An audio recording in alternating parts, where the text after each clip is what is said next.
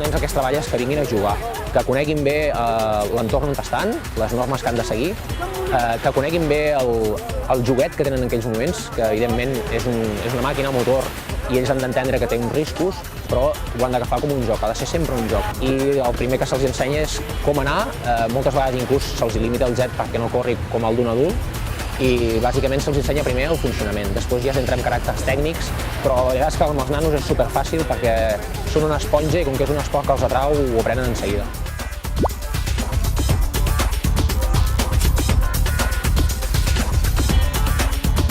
M'encanta la sensació de sentir el motor sota els teus peus i tirar amb tot el que puguis de gas i no parar, saps? Sentir-te, no sé, alliberat, bé. M'agrada la velocitat i també m'agrada el mar, o sigui, llavors això és una mescla d'això.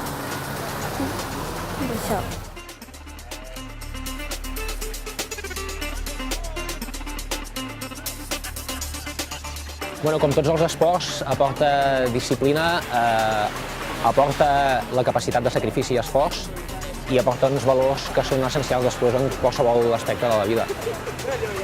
Després, els nanos és un esport que està en contacte amb la natura, amb el mar, i els hi fa molt bé.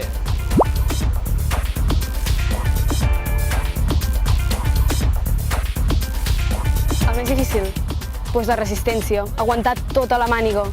És algo que és que no sé ni com ho faig, perquè hi ha un moment que ja no pots més i és que és el pitjor, no pots aguantar. Bueno, els últims minuts, les últimes voltes sí, però el de més no, és físic i entrenar.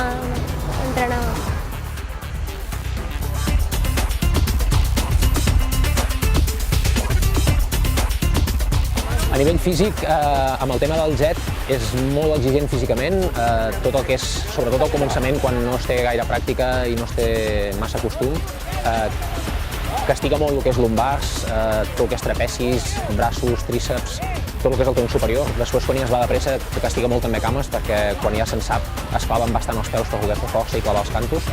Doncs és un esport bastant complet, molt similar poder al tema del motocross, però amb un mitjà diferent.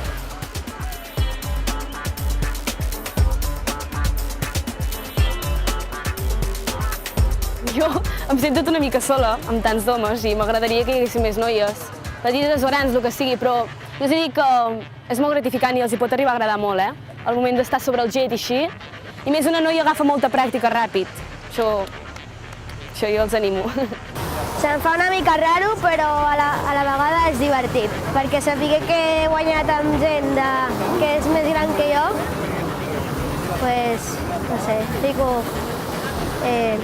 content.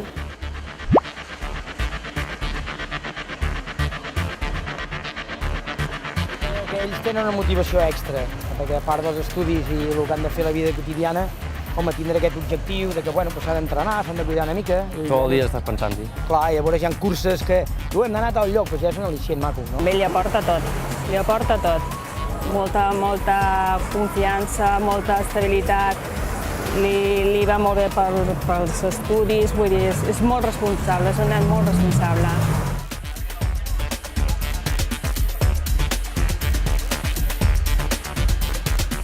Seguiré competint, però segurament faré campionat de Catalunya, els faré als jets, però campionat d'Espanya i el de més amb moto potent. M'agradaria fer això, amb moto de les grans.